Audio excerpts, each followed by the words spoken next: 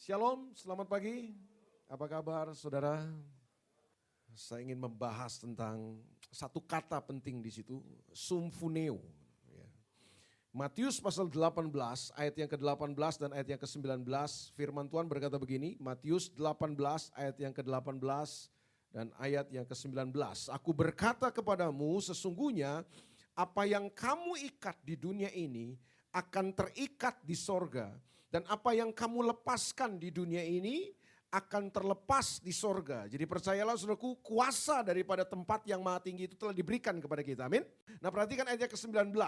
Dan lagi aku berkata kepadamu, jika dua orang daripadamu di dunia ini sepakat meminta apapun juga, permintaan mereka itu akan dikabulkan oleh Bapakku yang di sorga. Bonus buat saudara ayat 20. Ayat 20 bilang gini, sebab di mana dua atau tiga orang berkumpul dalam namaku, di situ aku ada di tengah-tengah mereka. Ini bukan kumpulnya yang penting. Yang penting apa? Sepakatnya.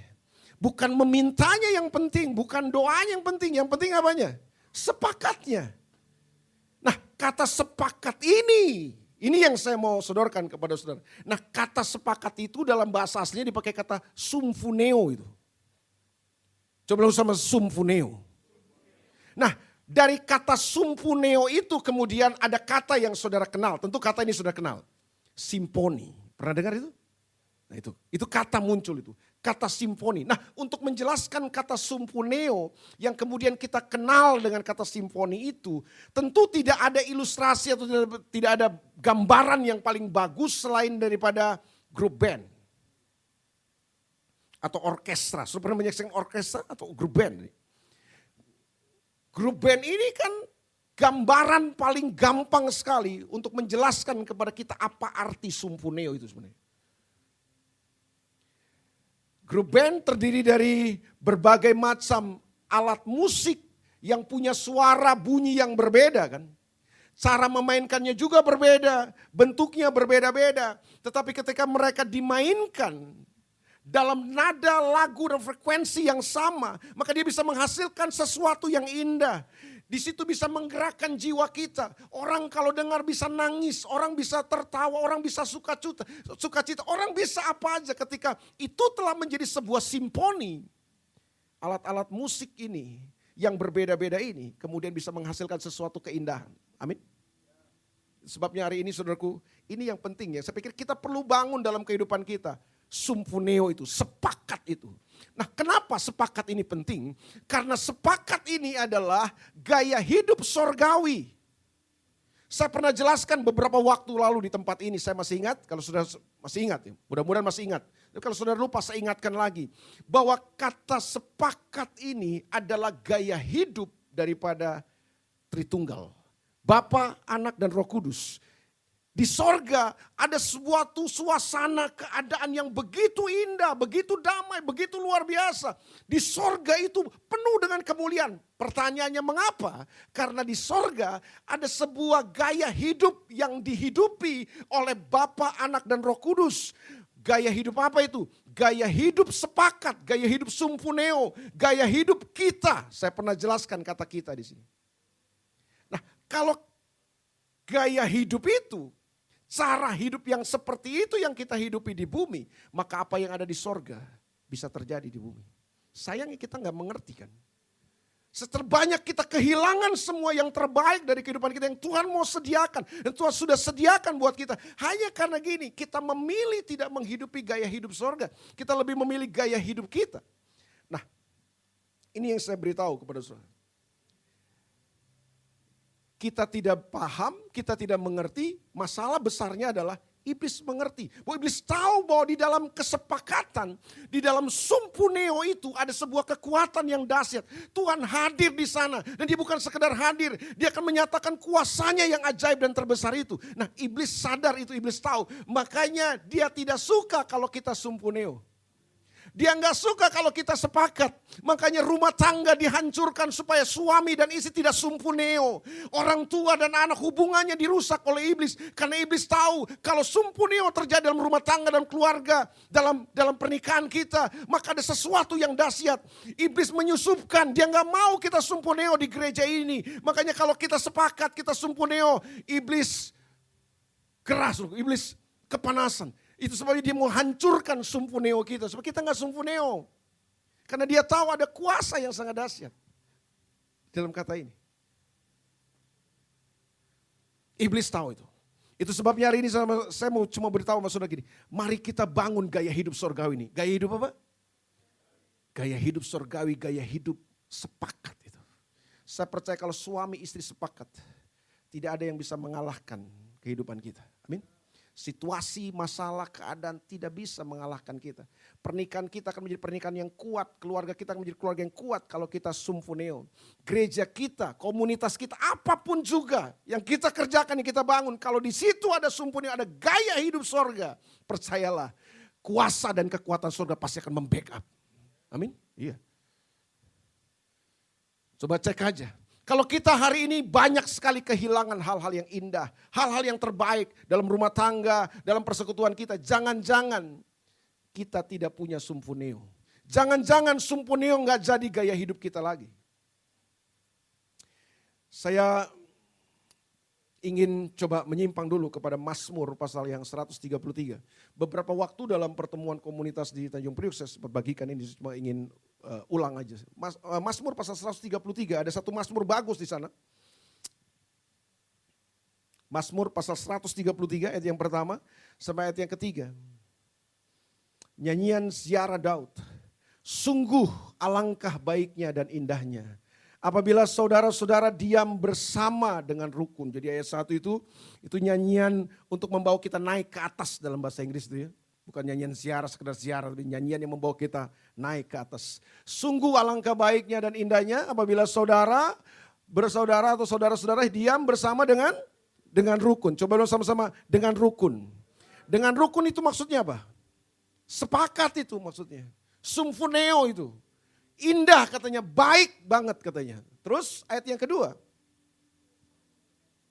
Seperti minyak yang baik di atas kepala meleleh ke janggut, yang meleleh ke janggut Harun dan ke leher jubahnya. Kenapa kesepakatan digambarkan sebagai minyak? Waktu saya pelajari, Tuhan menyuruh Musa membuat minyak urapan itu di Keluaran pasal 30 itu minyak urapan tidak terdiri dari satu jenis bahan.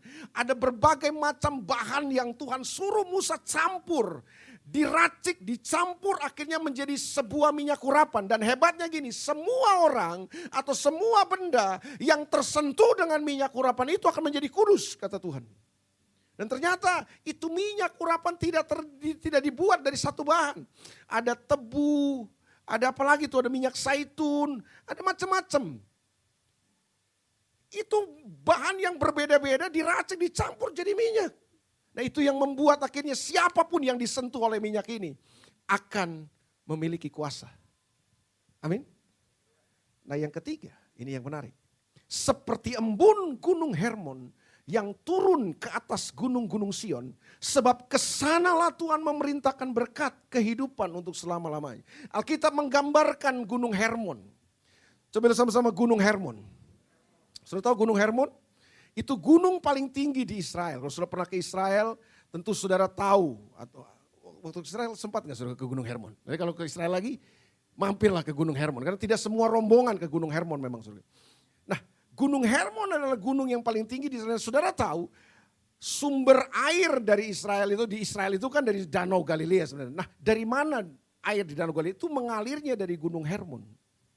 Jadi kalau gunung Hermon itu musim salju kan gunung Hermon dipenuhi dengan salju. Nah ketika salju itu mencair, yang menarik adalah ini. Dia larinya itu ke Israel. Kalau saya pelajari letak gunung Hermon itu secara geografis dia ada di perbatasan antara tiga negara. Israel, Suriah, dan Libanon. Dan yang menariknya adalah ini makanya waktu saya baca ayat ini, terus waktu saya ke Israel dijelaskan oleh local guide di sana, saya mengerti bahwa dahsyat banget ya. Maka kenapa Alkitab ambil Gunung Hermon seperti embun, seperti salju dari Gunung Hermon mengalir ke Bukit Sion.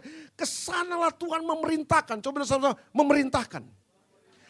Alkitab tidak menggunakan kata memberikan berkat, tidak. Alkitab menggunakan istilah ini, memerintahkan berkat. Mana lebih bagus bos, memberikan atau memerintahkan? Memberikan itu biasa, tapi Tuhan memerintahkan berkatnya. Jadi saya bilang, secara geografis, Gunung Hermon kan terletak di perbatasan Israel, Suria, dan Libanon. Nah ini yang menarik yang saya dapatkan informasinya dari sana, bahwa Gunung Hermon yang mengarah ke Israel itu lebih landai daripada Gunung Hermon yang mengarah ke Suria dan Libanon. Tapi mengapa embun dari Gunung Hermon, salju dari Gunung Hermon mengalirnya ke Israel? Menurut logika, harusnya kalau gunung, ya saudara, yang lebih landai sama yang lebih terjal atau lebih curam, air itu mengalirnya kemana? Yang lebih curam apa yang lebih landai? Harusnya lebih cepat dong ke arah yang lebih curam, ya betul. Tapi mengapa mengalirnya ke arah Israel? Ke bukit-bukit Sion. Kenapa? Karena Tuhan yang perintahkan. Itu kalau bukan Tuhan yang perintahkan gak bisa begitu. Saya beritahu sama saudara gini. Berkat buat anak Tuhan. Itu kalau Tuhan udah perintahkan tidak ada satu orang pun yang bisa halangi saudara. Percayalah bahwa begini. Sebenarnya kita adalah orang-orang yang tidak perlu minta berkat lagi. Karena kita tahu bahwa Tuhan sudah memberkati hidup kita. Dan berkat Tuhan itu luar biasa. Dan kadang persoalannya kadang-kadang gini. Berkat itu kan kadang-kadang begitu lambat. Dia kadang-kadang bisa malas-malasan. Kalau saya gambarkan seperti orang. Berkat itu kadang-kadang malas-malasan juga Pak. Iya kan? Nah bagaimana supaya itu cepat dapat datang kepada saudara. Itu bisa mengalir kepada saudara. Tuhan mesti perintahkan itu. Dan kalau Tuhan yang perintahkan berkat. Enggak ada satu orang pun yang bisa hambat dan halangi. Dan bagaimana? Apa alasan untuk Tuhan memerintahkan berkat itu? Apa alasannya? Alasannya di ayat 1 tadi kan. Waktu dia menemukan ada kesepakatan, ada kerukunan, ada sumfuneo dalam hidup kita. Mengapa? Karena itu gaya hidup Tuhan. Waktu kita praktekkan sumfuneo, kita hidupi kesepakatan, Tuhan senang. Kenapa? Karena itu gaya hidupnya Tuhan. Itu keberadaan, itu sifat Tuhan. Dan waktu itu dia lihat, dia akan perintahkan semua berkatnya. Amin. Kalau saudara suka dengan sejarah perang, Israel pernah perang dengan negara-negara Arab yang terkenal dengan perang 6 hari itu. Dan saudara tahu dalam sejarah itu, waktu saya baca itu saudara, pasukan Suriah itu coba memblokade aliran air dari Gunung Hermon yang mengalir ke Israel. Tapi beberapa kali mereka menemukan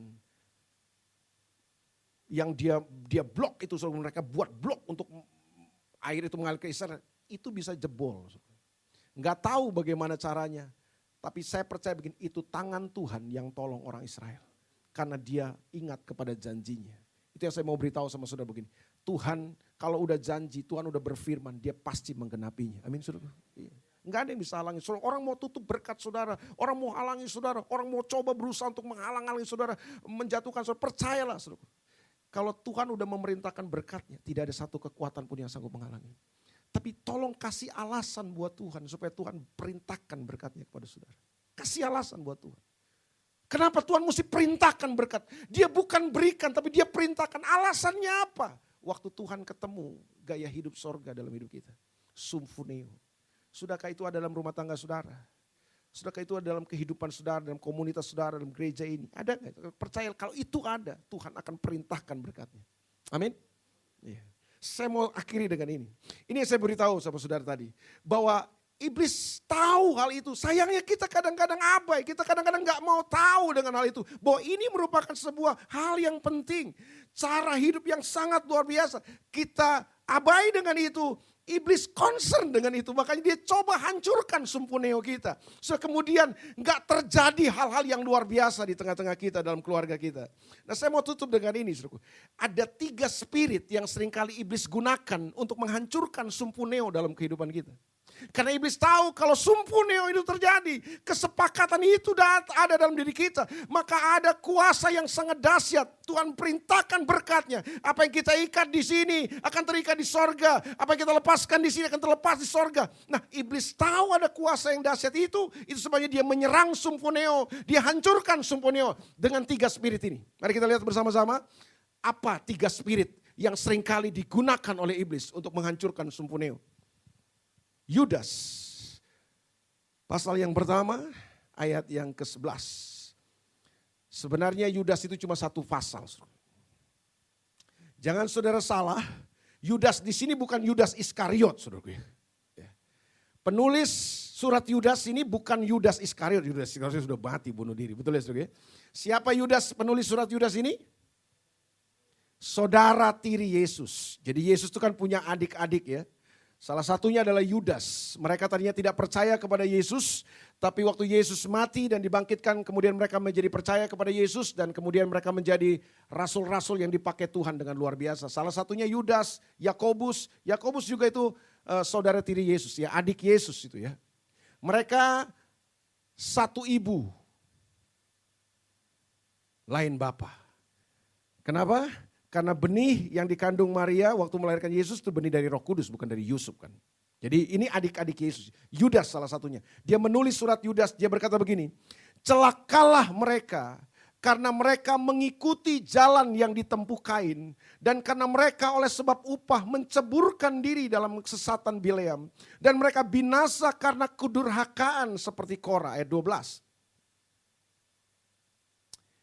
Mereka inilah noda dalam perjamuan kasihmu. Coba bilang sama-sama perjamuan kasihmu. Nah, saudara mesti tahu ini perspektif daripada orang Yahudi atau orang Ibrani. Perjamuan kasih itu buat mereka itu bicara tentang persekutuan itu. Kalau kita kan makan itu ya bisa aja lah karena makan karena kebutuhan. Tapi buat orang Israel menjamu orang makan bersama-sama itu sebuah persekutuan. Jadi kalau saya menerima seseorang, tandanya adalah saya makan bersama orang itu. Itu maksudnya ya. Jadi dalam tradisi Yahudi, orang Yahudi itu menerima seseorang, bersekutu dengan seseorang, menyatakan kamu sahabat saya, kamu saudara saya itu dengan makan bersama itu. Nah, mereka ini katanya noda dalam perjamuan kasihmu. Di mana mereka tidak malu-malu melap dan hanya mementingkan dirinya sendiri. Mereka bagaikan awan yang tak berair. Coba bilang dulu awan yang tak berair. Awan yang tak berair artinya apa? Awan itu biasanya membawa hujan kan. Tapi kalau awan gak ada air, ya awan biasa aja gampang ditiup angin. Dia gak membuat efek apa-apa, gak ada dampak apa-apa itu maksudnya kan. Mereka bagaikan awan yang tak berair, yang berlalu ditiup angin. Mereka bagaikan pohon-pohon yang dalam musim gugur tidak menghasilkan buah. Pohon-pohon yang terbantun dengan akar-akarnya dan yang mati sama sekali. Bahkan katanya orang-orang ini adalah orang-orang yang akhirnya seperti pohon yang tercabut dari akar-akarnya. Mati Pak, kalau pohon udah tercabut dari akarnya, dia gak bisa bikin apa-apa lagi. Ayat 13. Mereka bagaikan ombak laut yang ganas, kelihatannya keren, kelihatannya bagus, kelihatannya hebat ombak Pak. Tetapi ternyata gini, yang membuihkan kaipan mereka sendiri, mereka bagaikan bintang-bintang yang baginya telah tersedia di tempat dunia kekelaman untuk selama-lamanya. Jadi orang-orang ini kata Yudas adalah orang-orang yang tidak berguna sebenarnya. Mereka menyusup untuk menghancurkan kesatuan, kebersamaan, sumpuneo, kesepakatan dalam hidup orang-orang percaya. Sehingga yang terjadi akhirnya kita kehilangan semua yang terbaik, yang terindah. Nah, mari kita kembali kepada ayat 11 tadi. Apa spirit yang iblis gunakan untuk menghancurkan sumpuneo dalam kehidupan kita? Yang pertama, lihat ini. Celakalah mereka karena mereka mengikuti jalan yang ditempuh Kain. Coba sama Kain. Sudah tahu spirit Kain? Kain. Ini bukan Kain yang di Tanah Abang. Ini Kain kakaknya Habel. Adam dan Hawa punya anak. Kain, Habel, dan yang lainnya. Tapi yang paling terkenal yang kita tahu adalah yang Alkitab ceritakan adalah tentang Kain dan Habel. Satu-satunya bagian yang menceritakan tentang Kain itu ada di Kejadian pasal 4. Kita bisa baca di situ nanti saudaraku. Kain itu adalah anak daripada Adam dan Hawa yang kemudian dia mempersembahkan korban kepada Tuhan. Dan adiknya Habel juga mempersembahkan korban kepada Tuhan. Singkat cerita, Persembahan Habel adiknya diterima oleh Tuhan, persembahan Kain tidak diterima oleh Tuhan. Lalu apa yang terjadi? Yang terjadi begini, waktu Kain persembahannya tidak diterima oleh Tuhan, Kain marah. Kain jengkel, Kain jadi panas. Kenapa persembahan gua gak diterima ya? Persembahan adik gua diterima, dia marah banget. Pertanyaan saya gini, salahnya Habel kah? Bukan. Persembahan Kain tidak diterima oleh Tuhan, apakah salah adiknya? Bukan. Tapi dia marah.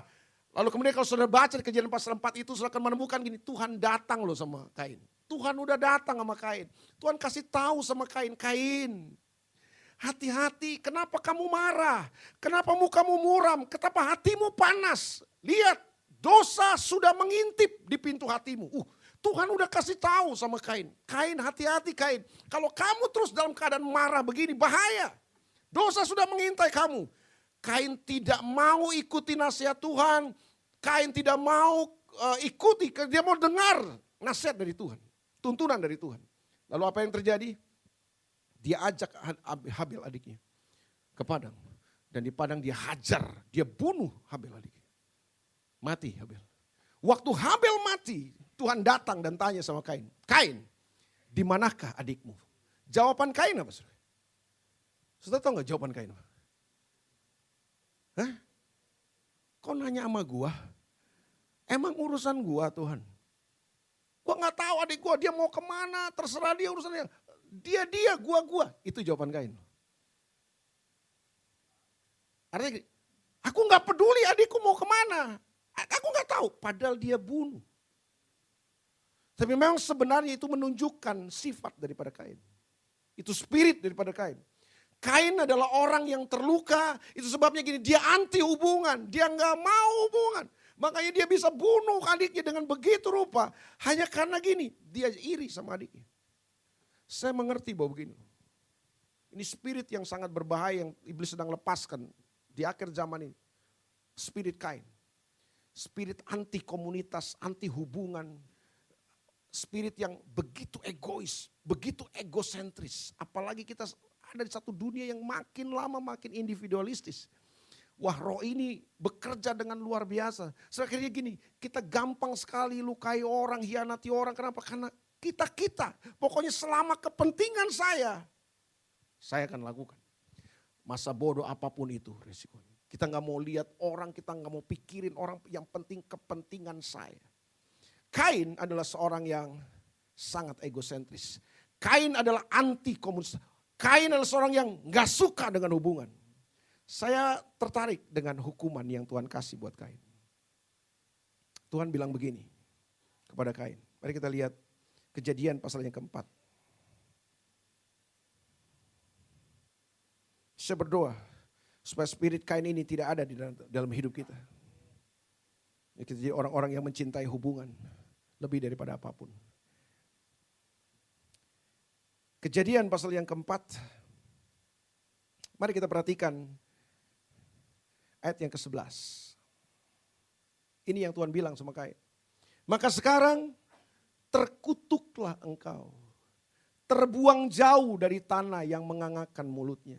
Untuk menerima darah adikmu itu dari tanganmu. Ayat 12. Apabila engkau mengusahakan tanah itu, maka tanah itu tidak akan memberikan hasil sepenuhnya lagi kepadamu.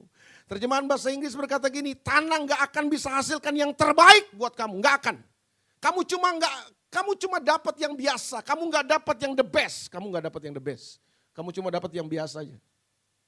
Terus, nah ini yang lebih parah lagi. Engkau menjadi seorang pelarian, coba sama-sama pelarian. Dan pengembara di bumi ini. Saya pelajari kata ini. Saya dapat salah satu terjemahan bahasa Inggris bagus sekali. Kadang-kadang kan terjemahan kita terbatas ya. Pelarian itu mungkin sudah pikir, enak banget sih Kain ini. Hukumannya cuma lari-lari gitu kan. Lari pengembara jadi backpacker. Bukan ternyata. Bukan backpacker nih. Ada satu kata bagus di bahasa Inggris disebut dengan kata ini. Homeless. Sebelum sama-sama homeless. Jadi hukuman buat Kain, orang yang gak suka dengan hubungan, orang yang terlalu mementingkan diri sendiri. Hukumannya ada gini, orang seperti ini gak punya tempat untuk pulang. Saya ulang sekali lagi. Orang seperti ini, orang yang gak punya tempat untuk pulang. Saudara setuju gak sama saya kalau saya bilang begini? Pulang itu sesuatu yang menyenangkan. Ulang. Saya ulang ya. Pulang itu adalah sesuatu yang menyenangkan. Coba saudara pertimbangkan dulu. Gak usah buru-buru yes juga, gak apa-apa sih. Coba pikirkan aja. Menurut saudara setuju gak bahwa pulang itu sesuatu yang menyenangkan? Semua kita, coba kalau udah kerja seharian, perlu disuruh pulang? Enggak, kita selalu punya inisiatif untuk pulang, betul. Pulang itu sesuatu yang menyenangkan. Tapi sayang gini, Kain enggak punya tempat untuk pulang. Terus tahu, orang pada zaman gereja mula-mula, hukuman yang paling berat buat mereka itu adalah ketika mereka dikucilkan dari komunitas mereka. Mereka nggak punya komunitas lagi, mereka nggak punya keluarga orang percaya lagi. Itu hukuman yang paling mengerikan dalam gereja mula-mula. Dia nggak punya tempat untuk pulang, Kain. Dia jadi pelarian, jadi pengembara kesana kemari. So, jiwanya mengembara. So. Nggak punya tempat, nggak ada tempat yang bagus buat dia. Itu Kain. Makanya ayat 13 dia bilang apa? Dia bilang gini sama Tuhan. Kata Kain kepada Tuhan, hukuman itu lebih besar daripada yang dapat kutanggung. Dia bilang gede banget hukuman ini Tuhan. Karena pada zaman itu orang kalau nggak bisa pulang itu hukuman paling berat. Makanya hari ini saudaraku, jangan hidup seperti Kain. Miliki spirit yang berbeda dengan Kain. Amin. Jangan egois, jangan egosentris, jangan cuma mementingkan diri sendiri. Kita nggak peduli sama orang, jangan. Kita nggak bisa sendirian dalam hidup ini, amin. Iya. Ya, saudara lihat orang kalau udah mulai sendiri-sendiri itu biasanya sudah dekat dengan kegilaan biasanya. Iya. Makanya kita gampang sekali, emosi kita tidak terkendali, labil sekali. Amsal berkata begini, Amsal 18 ayat yang pertama. Ini ayat buat orang-orang yang suka dengan jalan Kain. Egois, egosentris, gak peduli sama orang. Orang yang menyendiri mencari keinginannya. Amarahnya meledak terhadap setiap pertimbangan. Lihat. Orang semakin hidup egosentris, semakin individualistis, semakin egois. Ini nih. Dia cuma pikir dirinya sendiri. Makanya lihat kan. Emosinya labil, membuat keputusan dengan emosi labil membawa kita kepada kehancuran, Pak. Hari ini bertobatlah dari spirit Kain. Karena ini yang membunuh sumfuneo dalam kehidupan. Ada banyak rumah tangga hancur hanya karena kita egois banget. Kita egosentris. Kita mementingkan diri sendiri. Hari ini ada banyak gereja pecah, hancur, pelayanan hancur hanya karena kita mementingkan diri kita sendiri. Itu cuma urusan kita, kepentingan kita yang kita bela. Enggak. Kita harus belajar sumfoneo dalam kehidupan. Amin. Iya. Spirit yang kedua, kita kembali kepada Yudas pasal 1 ayat 11 tadi. Spirit yang kedua namanya spirit Bileam. Spirit Bileam itu apa sih? Kalau saudara baca di Alkitab, Bileam ini adalah seorang nabi sebenarnya yang dipakai Tuhan. Tapi nabi ini hanya karena uang, hanya karena upah, hanya karena harta. Kemudian dia mau mengutuki bangsa Israel sesuai dengan pesanan daripada Raja Moab yang bernama Balak. Padahal Tuhan sudah memberkati orang Israel. Tuhan sudah putuskan Israel adalah umat pilihanku dan aku akan berkati mereka. Bileam tahu tapi hanya karena upah. Bileam kemudian memutar semuanya supaya kemudian Israel dikutuk sesuai dengan pesanan Raja Moab, Balak. Tapi ternyata kan yang terjadi waktu dia mengutuk bangsa Israel yang keluar berkat juga, Pak. Waktu dia mengutuk bangsa yang keluar berkat juga. 3 kali dia coba mengutuk bangsa Israel. Yang keluar adalah berkat Tuhan buat Israel. Pelajaran apa yang kita bisa petik dari kehidupan Bileam? Yang Alkitab bilang ini, hati-hati dengan spirit ini. Makanya gini, kalau hubungan kita cuma dibangun dengan doi, dengan duit, berat, Pak. Semua hubungan yang didasari cuma dengan fulus, dengan money, rapuh, Pak, rapuh. Hubungan kita bangun dengan apa hari ini? Kalau cuma dengan duit, dengan money, dengan materi, percayalah, tinggal tunggu waktu kita akan melihat kehancuran dari semua hubungan kita. Saya melayani di gereja ini, kita ada dalam komunitas kita, dalam gereja ini, apa? Kepentingan kita apa di sini? Kalau cuma di drive dengan duit, berat, Pak. Berat.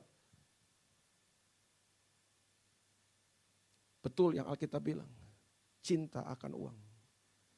Itu akar daripada segala kejahatan. Kita bisa kelihatan hebat dengan semua karunia dan talenta kita. Tapi kalau ujung-ujungnya cuma duit berat Pak. Hubungan yang rapuh banget itu. Nah, saya berdoa supaya saudara-saudara menangkap ini. Supaya kita gak jadi seperti Bilam. Sampai kalau sudah baca Alkitab, percaya gak keledai bisa ngomong seperti manusia? Itu cuma ada di kisah Bileam. Sampai Tuhan untuk cegah Bileam, Tuhan pakai keledai untuk ngomong seperti manusia. Karena Tuhan udah kasih tahu, Bileam gak mau dengar. Dan sudah dipengaruhi dengan uang. Saudara butuh uang? Kelihatan dari wajah sudah butuh kok. Semua kita butuh uang, betul gak? Tapi gini dong, hidup kita bukan tentang uang dong. Uang bukan segala-galanya, betul gak saudara? Kita semua butuh uang, kelihatan kan wajah kita butuh uang semua. Saya setuju. Tapi harusnya gini, bukan uang yang mengendalikan kita. Yesus kasih tahu begini, gunakan uang untuk kau membangun hubungan. Bukan gunakan hubungan untuk dapatkan uang. Alkitab bilang kan gitu, Yesus bilang gini, ikatlah persahabatan, hubungan dengan menggunakan uang. Bukan menggunakan hubungan untuk dapatkan uang. Rapuh kita. Bileam itu. Setelah menyaksikan ada begitu banyak hari ini komunitas pelayanan yang hancur hanya karena urusan doi. Makanya hari ini spirit ini, kita mau bertobat dari spirit ini. Tinggalkan spirit ini. Yang terakhir, spirit Korah namanya. Kalau sudah periksa, sudah belajar Alkitab, sudah akan ngerti. Korah ini adalah seorang yang memberontak kepada Musa. Musa adalah orang yang dipilih Allah. Musa adalah orang yang telah ditentukan oleh Tuhan untuk menjadi pemimpin bangsa Israel. Tapi tiba-tiba Korah merasa begini, bukan hanya Musa dong, gue juga bisa dong. Mungkin Korah merasa lebih hebat, lebih pintar, lebih bisa dari Musa. Kemudian Korah dan teman-temannya mungkin gini, kita bisa kok. Untuk pimpin bangsa Tuhan ini, untuk pimpin ibadah ini bisa kita kok, gak perlu Musa. Waktu Korah menginginkan jabatan yang sama dengan Musa tanpa tuntunan dan pimpinan Tuhan. Tuhan menilai bahwa gini, Korah telah melakukan sesuatu hal yang sangat-sangat dibenci Tuhan. Namanya apa? Pemberontakan. Jadi Korah ini apa sih sebenarnya? Ini spirit pemberontakan yang gak boleh ada dalam hidup kita. Karena pemberontakan itu spiritnya setan itu. Tokoh pertama di Alkitab yang memberontak adalah Lucifer namanya. Dan Korah gak sadar, dia sedang menghidupi gaya hidup Lucifer. Bukan gaya hidup Tuhan. Hari ini saya cuma mau beritahu begini. Kadang-kadang Tuhan izinkan kita ada di sebuah pemimpin yang mungkin lebih lemah, lebih kurang dari kita. Kita belajar hormati. Amin. Selama Tuhan taruh dia sebagai pemimpin, kita hormati dia. Kita bisa berbeda mungkin, kita bisa punya pikiran, pendapat yang berbeda. Tapi selama orang itu Tuhan taruh di sana, hormati dia. Ibu-ibu hormati suamimu, amin. Spirit Korah ini masuk ke spirit pemberontakan. Tuhan tidak pernah rancang ibu-ibu jadi kepala di keluarga. Setuju ya ibu-ibu ya? Kok kurang setuju nih kayak ibu-ibu. Ibu-ibu didesain untuk apa? Jadi penolong, bukan jadi pemimpin di rumah. Tapi suami saya gak bisa mimpin, biarin aja. Tolong suamimu supaya dia jadi pemimpin yang benar. Amin. Bukan kita, minggir, papi gak becus mimpin keluarga, mami yang pimpin. Jangan bu, itu kudeta, itu spirit Korah dalam rumah tangga itu. Makanya gini, banyak kemudian keluarga hancur. Dan saya mulai pelajari gini, banyak anak-anak yang terjebak dalam homoseks, lesbian, dan lain sebagainya. Itu lahir daripada keluarga di mana gini, istri mengkudeta suami.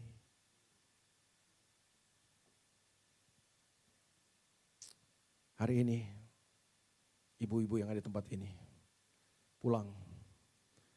Kalau selama ini tongkat komando di tangan ibu, serahkan itu dengan rela dan ikhlas. Bilang gini, papi, mami telah sadar.